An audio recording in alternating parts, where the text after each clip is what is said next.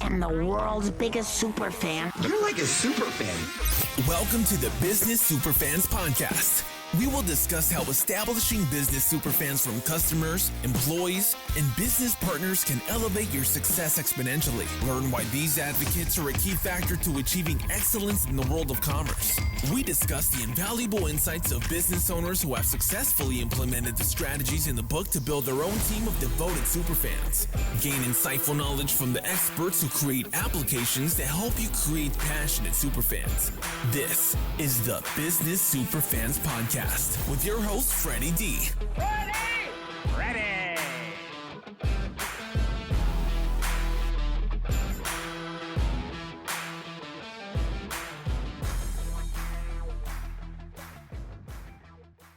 Joining us today is Dr. Andy Neillie, an entrepreneur, business owner, and leadership coach with a passion for cultivating strong, resilient teams. As the founder of Neillie Leadership Group, he has more than 5 million frequent flyer miles from working with clients across the globe to develop their teams. Additionally, during the past 15 years, Dr. Andy has built a multi-million-dollar, multi-unit swim school business, providing over 200,000 swim lessons annually. His leadership philosophy blends practical wisdom with a focus on humility resilience. Drawing from more than 25 years of experience and research, Dr. Andy champions the idea that true leadership is about putting others first, navigating challenges with optimism, and making small but impactful decisions that build success. Whether mentoring staff, overseeing growth, or navigating the risks of business expansion, Dr. Andy consistently emphasizes the importance of teamwork and staying grounded in core values. Beyond business, Andy is a fitness enthusiast and pet owner, often finding leadership lessons in unexpected places, whether in the gym, managing a business, or observing the habits of the many dogs he and his family have rescued over the years. His ability to weave relatable, everyday experiences into powerful leadership insights makes Neillie a sought-after speaker and mentor. Welcome, Andy, from the Neillie Leadership Group, all the way from the Chicago burbs. Welcome to the Business Superfans Podcast. How are you, Andy? Good. And I got to clarify, you and I share some Chicago roots. You got down to Scottsdale. I'm now in Austin. So those roots go deep, but neither one of us are dealing with Chicago politics or winters anymore. No, I started off actually in Hanover Park, and then from Hanover, I worked in Schaumburg, but I moved to Addison. Then from Addison, I moved to Hoffman Estates, then Barrington Lake Shores, then down to Lincoln Park, and I kicked myself in the butt for not moving down into Lincoln Park in the first place. I was a youth, and we were on the south side. My dad was in the steel industry, and he was in some of the businesses that supported the Hammond, Indiana, Gary, Indiana area. So it sounds like both of us were happy to get out of there. I told my wife at one point, I lived in kind of a rough suburban neighborhood, and she never believed me. I moved to Phoenix when I was in high school, met my wife in Arizona, where you're at, and took her and our young daughter back for a family wedding over in Naperville on the northwest side. I know where that's at. Yeah. We drove down to my old neighborhood, and this will not surprise you at all, Freddie, because we both know Chicago. Pulled up in front of our old house. Somebody walked out of the house. Young guy. I rolled down the window and said, "Hey, I grew up in that house. What's it like to live here?" He pulled a gun out, Freddie, and said, "It's okay if you can shoot." And then I looked at my wife and I said, "Do you finally believe me, honey?" And I rolled the window up and we left. Bye-bye. Bye-bye. That's right. Yeah. Crazy. Today we're in Austin and loving it. And although we had a little bit of dusting of snow, you're recording with me on our one snow day a year. And that was this morning. About an eighth of an inch was gone. Yeah, my daughter's down in Houston. She's doing speech pathology down there, so for a little while. So, Andy, tell me what's your story and how did you come up with the leadership group? Well, I've spent some time listening to some of your guests. You got some wicked smart people that you've interacted with. I wish I could say it was strategic and purposeful and planning. Here's what I know. Early on, in fact, it wasn't even early on in my career, Freddie. It was when I was working construction in the Valley of the Sun to work my way through college. I just had some bad bosses. I remember one of my bosses, he's had an anger management issue and he took it out on the guys on the crew. I was one of the guys on the crew. And if he was mad, you better not be around him when he's got a power tool in his hand. My faith became important to me at a very young age. I'm a Christian and I'm reading the biographies of great servant leader. And then I'm working for this guy that's got anger management issues. And I'm just realizing this isn't the way it's supposed to be. And Freddie, more than 25 years ago now, it just kind of awakened in me a passion around nobody's supposed to work for a bad boss. What makes somebody a good boss? And really, that's been my journey for 5 million frequent flyer miles over the last 25 years, circling the globe, working with leadership teams in technology and finance and doing workshops and training and some keynotes and coaching and working with some of the best leadership teams for small businesses and Fortune 500s, and just realizing leadership is different than management. It's not in opposition to management, but it's different than management. And you pretty much have to decide to become a good leader. It doesn't happen naturally. No, I totally agree. Likewise, I've had some bad leaders and I've had some leaders that are very empowering. And some of those that are empowering, I've shared stories about them and it was life-changing. Because real simple story was when I was in the computer-aided design and manufacturing industry as an applications guy, we were prepping for a demo. And it was late at night. It was like about 11:30. And I've told this story before on my shows, but I share it again because it's inappropriate because this is an example of a good leader. He showed up at about 11:30, pizzas and beers. And we're in the office and we had some money came in. So there's 4 of us working, prepping for the demo next day because we're selling technology. So we got to make sure we're demoing their product and how our stuff addresses it. So we had pizzas, we had some beers. He goes, all right, guys, I know you guys are going to stay late, but don't stay late. And I'll see you guys in the morning and knock it out. And so we did. We worked late. We basically pulled an all-nighter, got dressed in the morning, and we killed the presentation because we were really prepared, fired up. And the energy. So when you're fired up, the energy's rolling. Mid-afternoon, he goes, all right, man, guys did a great job. It's Thursday. I'll see you guys Monday. Get the heck out of here. Yeah. And that was it. And we were gone. We still remember that. And I'm still friends with one of the guys that we worked with on that project. We still talk about that manager because he empowered us. He recognized us and empowered us. Well, and you and I talked before you turned the recorder on. I've tried to boil it down to what I call the 4 leadership necessities. And you just touched on one of them. One of the 4 leadership necessities is this whole area of competence. Am I giving my people what they need to execute well? And I guarantee if we went deeper into your story, he didn't just show up with pizza and beer. He'd been showing up for a long time, making sure you had what you need to be successful. So he had the confidence in you that he knew you were going to do a good job. There's a difference between delegation and abdication. And this guy delegated responsibility to you because he knew you were going to do a good job. That's that area of, if I'm a good leader, I'm making my people more and more competent underneath me. I'm giving them the tools they need to execute. Oh, absolutely. My perception on a good leader is really you work for your team, not the other way around. It's not your team works for you. You work for your team to make them successful. And your team will make you successful as a leader. And here's the problem with that. In the 2020s, the whole world is searching for celebrity influencers who can amass 1,000 followers. They don't understand what you just said, Freddie. You and I get it.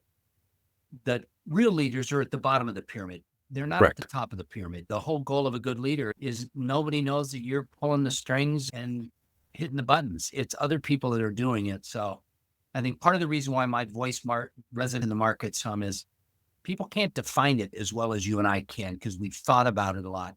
But people can there's a scent in the wind when they're around a good leader and when they're around somebody that's not a good leader. And they know celebrity leadership, celebrity influence is not leadership. It's self-aggrandizement, if you would. So I think you and I will always have a voice because followers and emerging leaders don't want to work for that kind of person.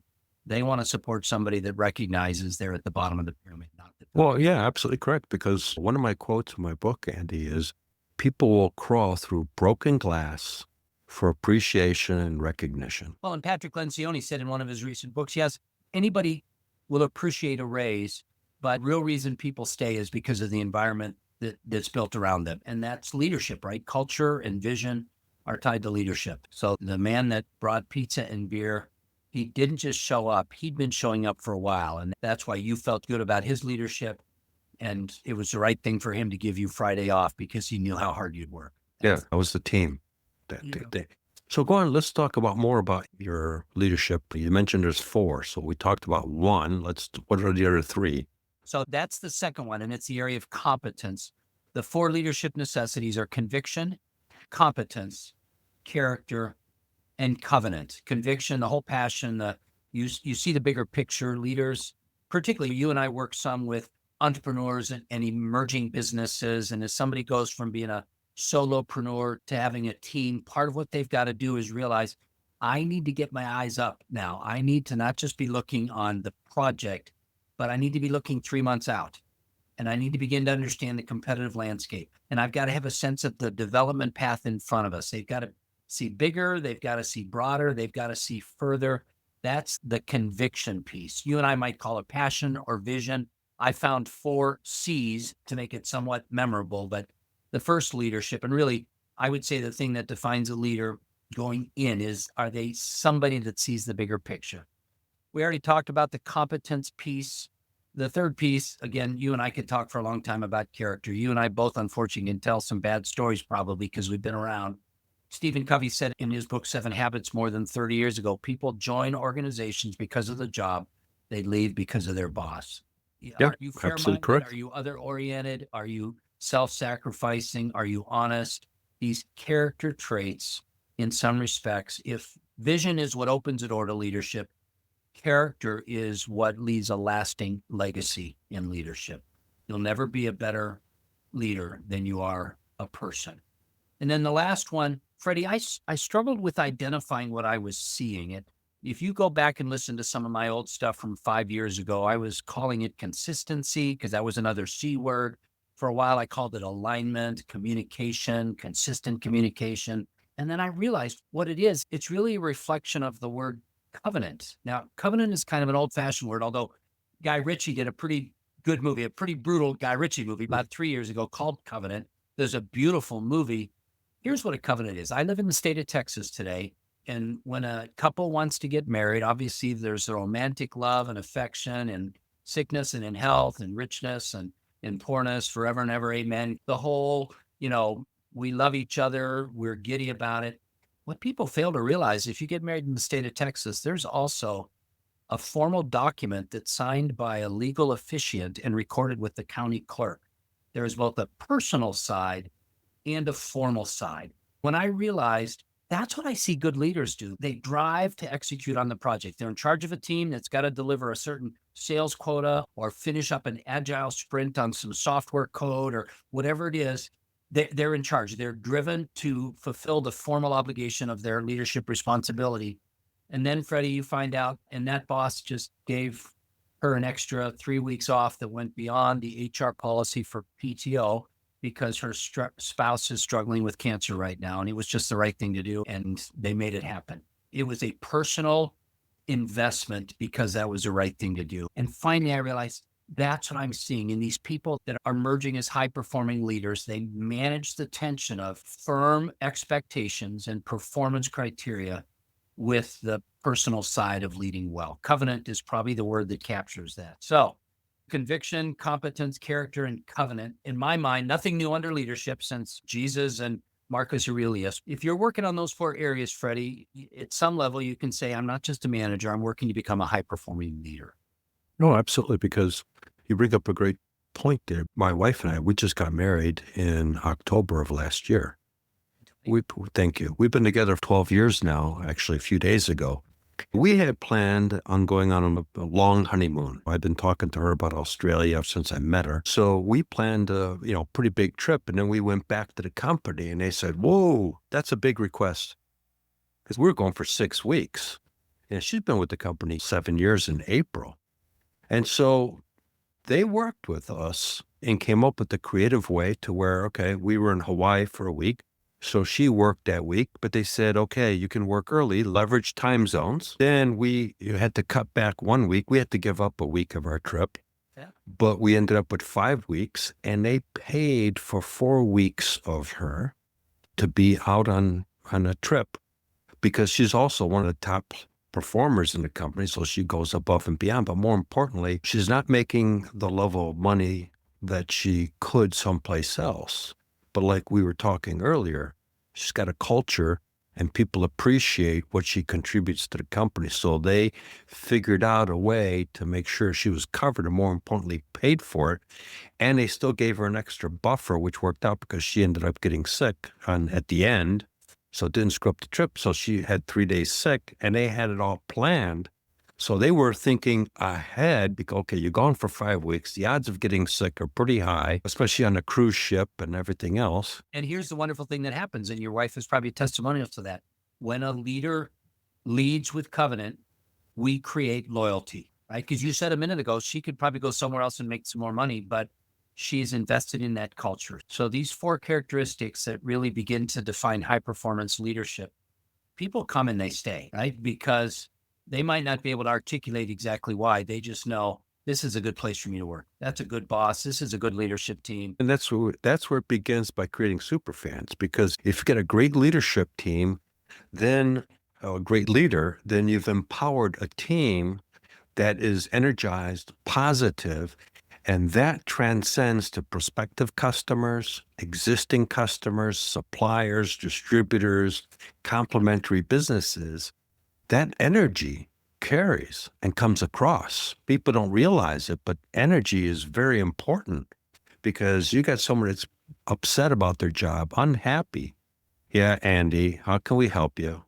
And you're going to Well, go, geez, do I really want to deal with that company? You talk about in your TX total experience, the vendor supplier side of things. Even those people, how do they choose? Do I show up at your plant and do the repair, or do I show up at that other plant and do the repair? Bingo, right there.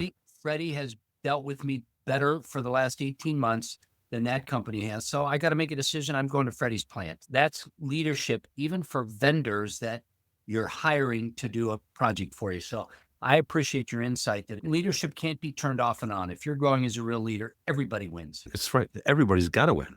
Yeah. Because now those, like you just used the example, Andy, they're going to get some favoritism, but at the same time, they're going to tell other people, those suppliers, oh, you're looking to deal with that company?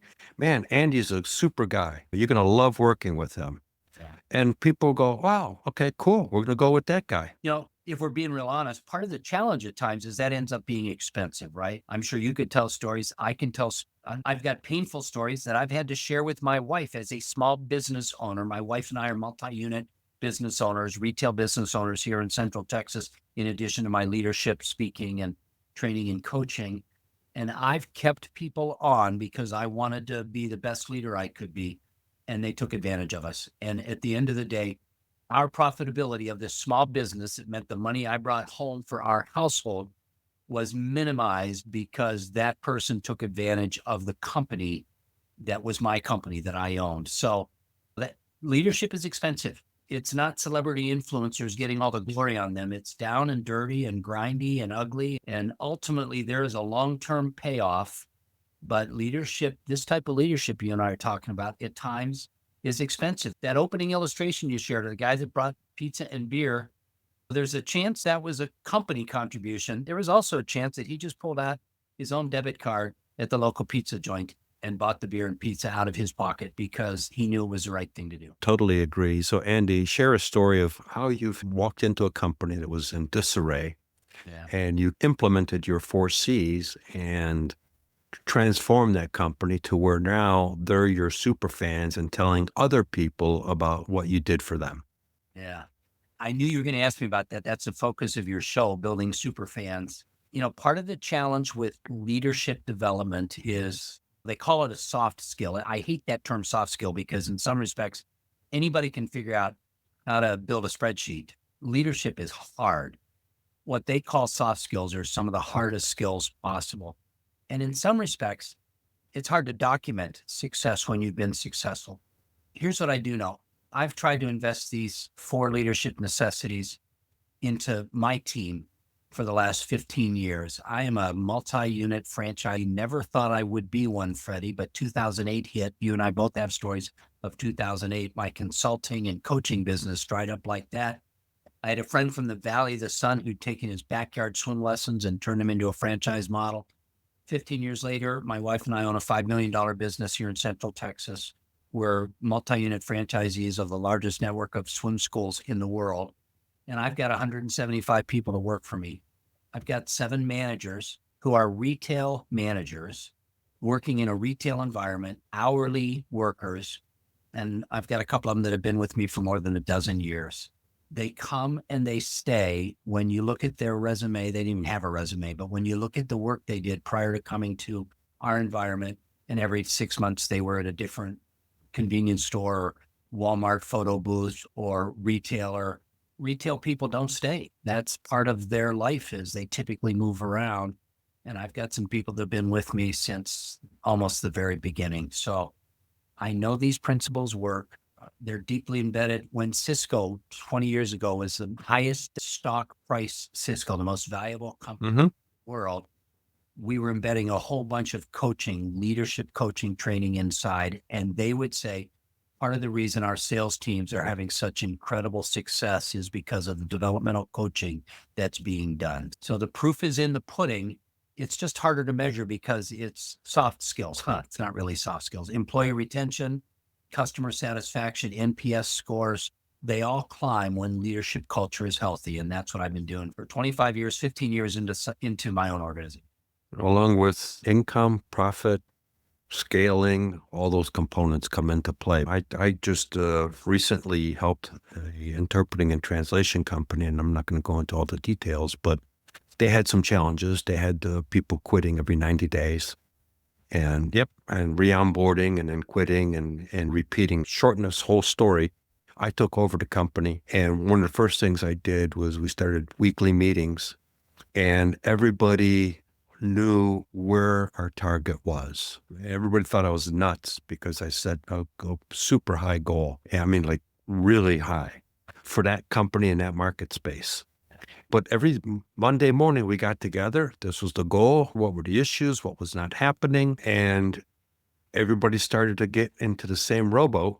When like in Lincoln Park or in Chicago, where they're doing the row ring races, you got the 4 people in the boat, and everybody's got to be in synchronization. Otherwise, you're not going to anywhere really fast. We started to see some changes, and then we hit some milestones. And so we started celebrating, and we started bringing in pizzas in for lunch, and we're celebrating a success. It really started to get everybody going, and we grew that business by $1 million in a year. And position it for acquisition. It's been acquired since then. So I totally understand what you're talking about. I think a lot of leaders don't do share revenue goals. It's a secret how much money we're making. It's a secret to what our goals are. No, I share the bottom line with people. Hey, we're negative net income. This is what we got to do. So I don't want to lose anybody. What can we do to change that? Yeah. Well, and the interesting thing is, if you told me 15 years ago, I'd be having these same discussions with $17 an hour retail workers that I've had at Cisco with $350,000 sales execs. But you're right, they get it. When I go into one of my well-functioning retail establishments, the front desk people who are high school and college age, they have a whiteboard behind the desk showing them what their enrollment goals are, what their revenue goals are for the month, and where they are to date. My managers do that well when I've got healthy managers. And so everybody gets on board. You're exactly right. People want to know they're making a difference, right? That's really it. Because if everybody knows, one, what the goal is, you have a much better chance of hitting that goal when everybody's part of it. However, some don't care. Jim Collins in his book, Good to Great, said, get the right people on the bus, get the wrong people off the bus. That's what you and I are talking about. Because the truth of the matter is, there are some people that show up into that environment and they don't want to be held that accountable. They don't want to show up for their shift and know that, hey, our goal for the rest of the day is this much in retail sales.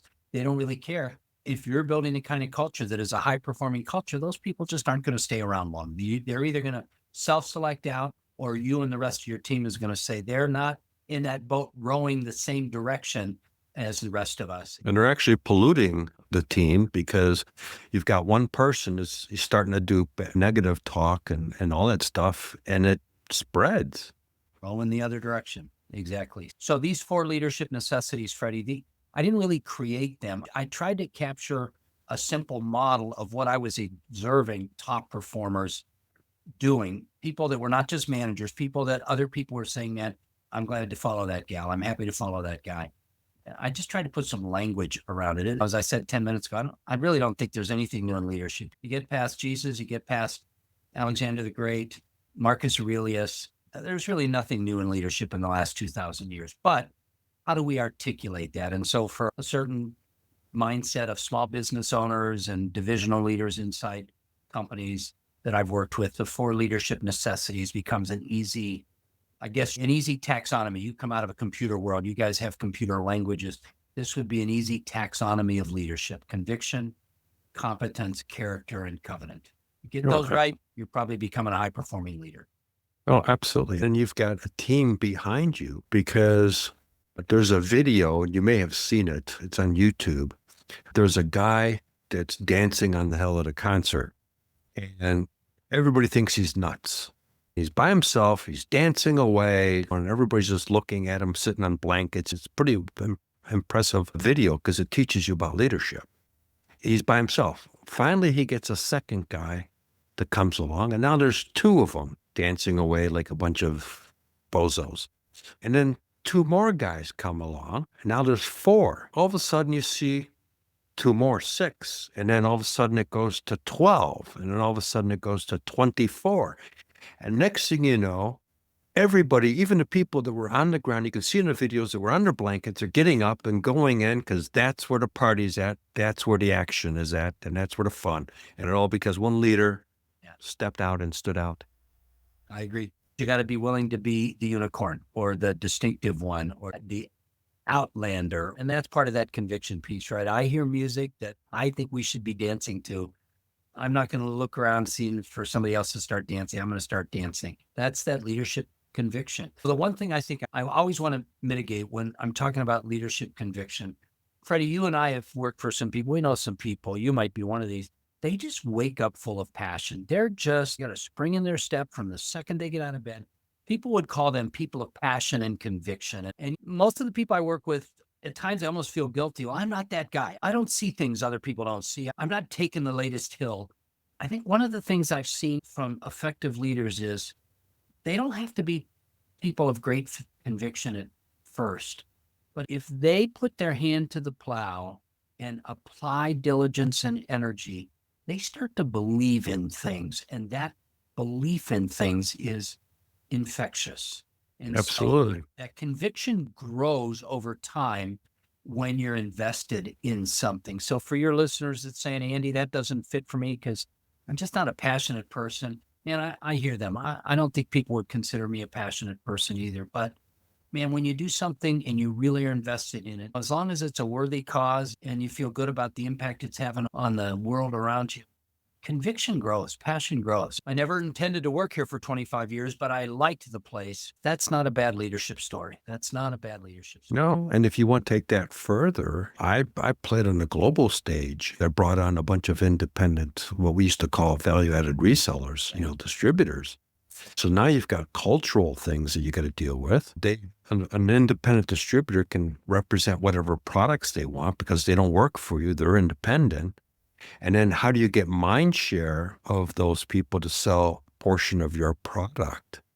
So, that takes a leadership, that takes a special skill set to really, one, deal with cultural differences, and more importantly, motivate those people. And it's really not those people, it's their teams, because you got to motivate their team to want to represent and market your product. So that takes what you're just saying, the 4 C's come into play in a bigger aspect on a global stage.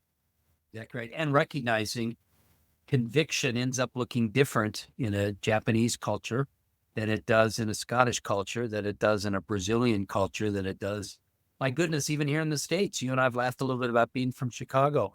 People from New York react differently than people from Chicago, who react differently than people from Scottsdale, who react differently than people from Boise, Idaho.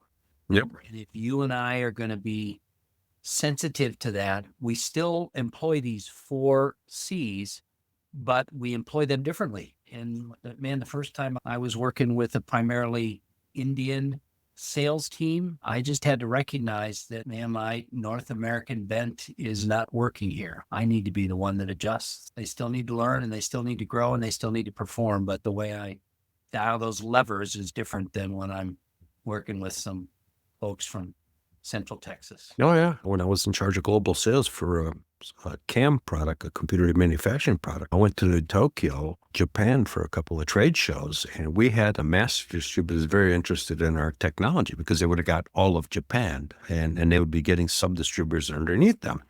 So attended a trade show, did the presentation, did the contract, all that stuff. Crickets, nothing happening. Talked to them, went back again for another show, and et cetera. So I'm in Australia having dinner with one of my distributors in Australia. I'm going, hey, Paul was his first name. I go, what am I doing wrong? He goes, well, what are you talking about? And I says, well, we talked about the contract, the market capabilities, the product, scalability, and all that kind of stuff. He goes, what the heck?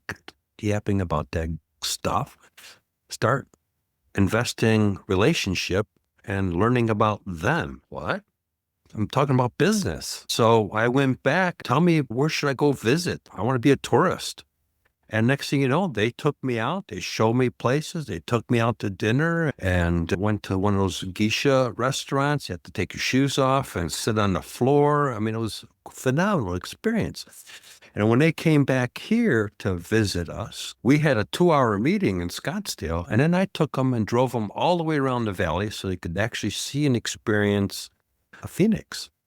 They went back, didn't hear anything. Month and a half, 2 months later, I got a purchase order for $200,000, signed contract, and they're ready to go. Well, and in some respects, Freddie, I know we're going to be wrapping up our podcast in the next few minutes, but in some respects, you just demonstrated that third leadership element, character, because you are humble enough to say, I got to learn more about them.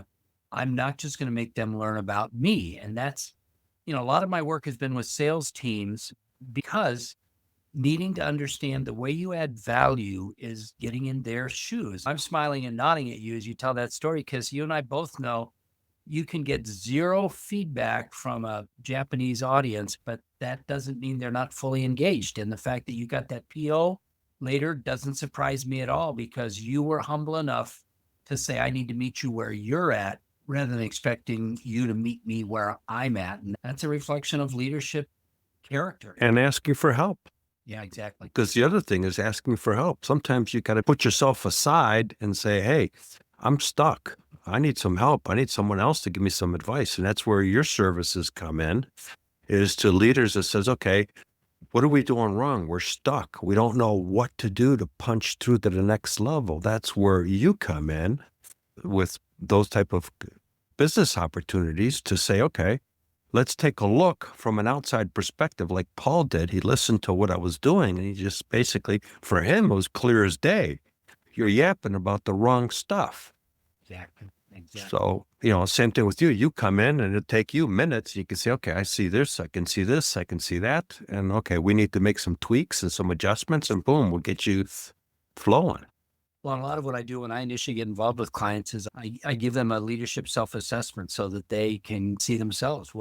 How do I view myself in these areas that Andy talks about, alignment and execution and strategy, and what am I doing well and what can I be doing better, and kind of hold up the mirror to them and help them see leadership is different than pop psychology and social media would make it look like. It's been slower and harder and less visible than we think it is at times.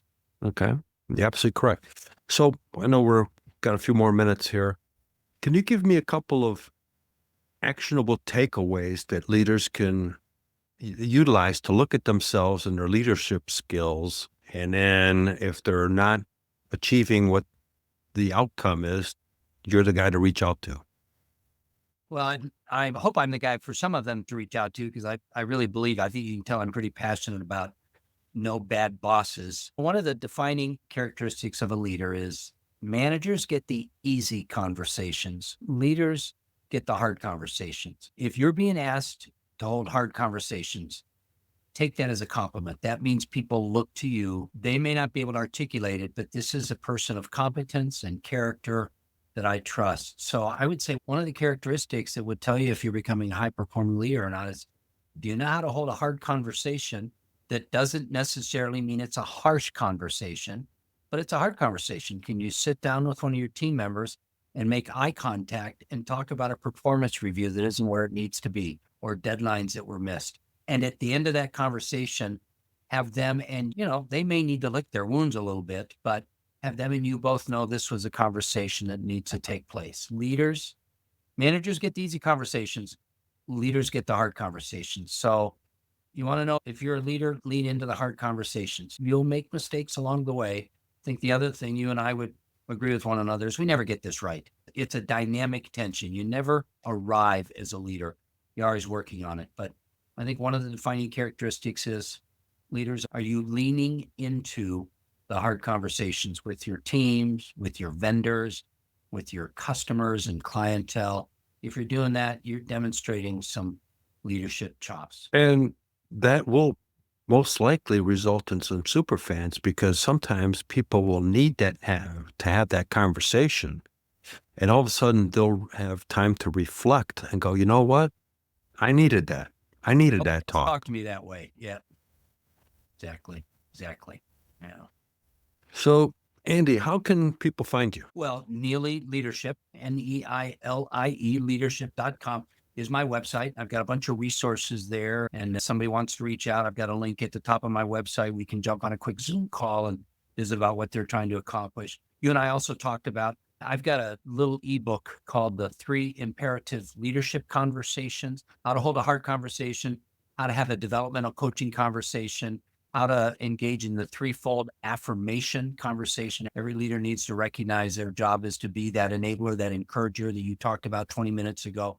So it's a little ebook with some definitions, some best practices, some worksheet templates, and they can get that ebook at leadershipmaterials.com. Very simple and straightforward, just leadershipmaterials.com. And so there's a couple of resources that I'd love to make available to leaders and emerging leaders.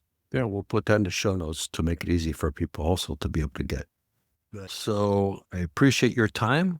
Great conversation on the show. I'm sure we probably could talk for several hours on this stuff. I think so. I have a sense that while I may have articulated this 4 leadership necessities, I got somebody who's been thinking about how to lead teams well for a long time. So maybe we do this again a few months from now. Oh, definitely. Would love to have you on the show down the road. This is a conversation that needs to be talked about, because there's a lot of upcoming leaders. And if we can influence upcoming leaders to go down the right path and shortcut so they don't have to make all the mistakes, then we've done our job.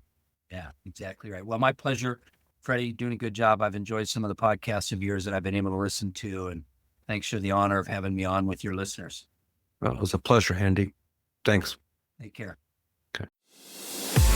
We hope you took away some useful knowledge from today's episode of the Business Superfans podcast. The path to success relies on taking action. So go over to businesssuperfans.com and get your hands on the book if you haven't already. Join the Accelerator community and take that first step in generating a team of passionate supporters for your business. Join us on the next episode as we continue guiding you on your journey to achieve flourishing success in business.